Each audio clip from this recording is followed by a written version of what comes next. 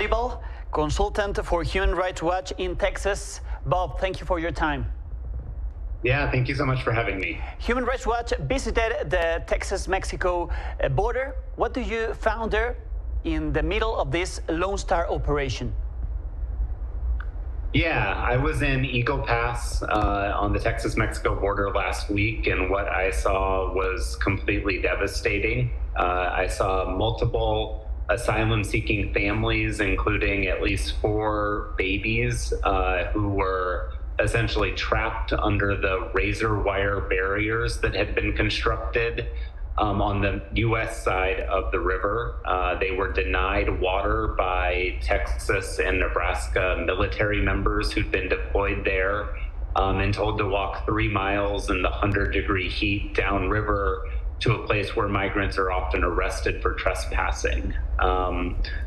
You know, I have a young son, about these kids' age, and it was really devastating. We saw Texas State Police drive boats up and down the river to create waves to deter migrants, and for a moment I thought I was going to witness a child drown. Thankfully she was okay, but drownings are actually very common in this part of the river, and the border enforcement hasn't stopped that at all. This is all the responsibility of the state of Texas, or it's also responsibility of federal authorities? Yeah, that's right. What we're seeing at the Texas border is a project of the Texas state government called Operation Lone Star, which is a $10 billion program that sends thousands of National Guard, who are military members, and state police to the border. They've constructed a state border wall. They've used this razor wire to create a barrier at the river, and they've constructed a sort of floating wall of buoys in the river that includes saw blades between the buoys. It also creates a criminal justice system that is separate for migrants, in which they are charged with trespassing and can serve up to a year in jail for something that an American citizen would most likely spend no time in jail at all, maybe a day. So this is a state program, but we firmly believe that the federal government, that the Biden administration needs to take action. And they have sued Texas to remove the buoy barrier floating walls. But we need them to do more, including sending civil rights monitors to the border to monitor what is happening, and to cut federal funding from the agencies that are participating in Operation Lone Star. Yes, this buoy barrier is like a moral weapon.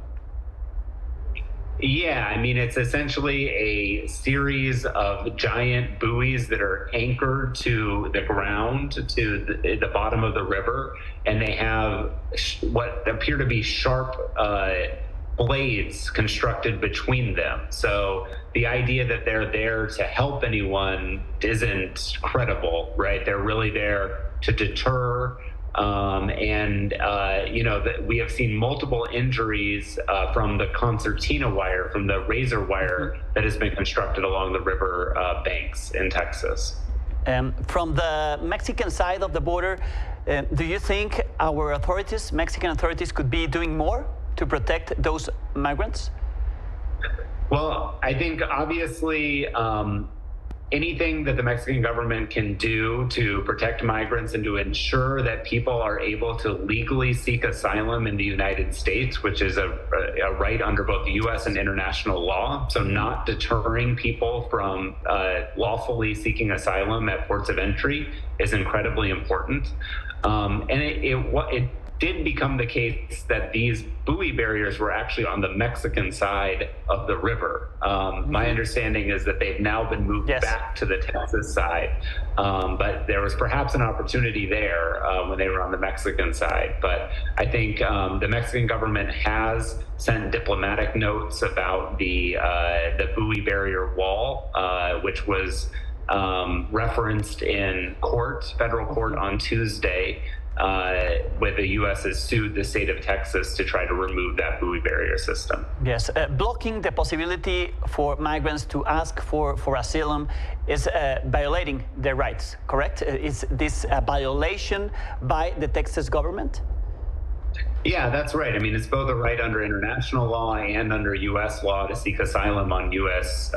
Soil. And what I saw was people who were already in the United States who were trapped under this wire in 100-degree heat with little children. And they were asking us where Border Patrol was, where the immigration authorities were, because they wanted to turn themselves in to seek asylum. But the immigration authorities and Border Patrol were nowhere to be found. It was only Texas military and state police that were there at the border. Is there any immediate solution for this issue, for what is happening there? For example, if in other part of the border, there are better conditions for migrants? I don't know, California? Yeah, I mean, but what we really need is for the federal government to step up and to take action in this case, to send monitors and to cut funding to these agencies that are committing these human rights violations. Okay, that could be the action, the immediate action. Yeah. Okay. Yeah, I think that the lawsuit over the border buoys is a good first step, but we do need more action from the federal government. Of course. Bob, thank you very much. Thank you very, very much for explaining us what you saw there in this Texas-Mexican border. Thank you so much for having me. I really appreciate it. Thank you very much.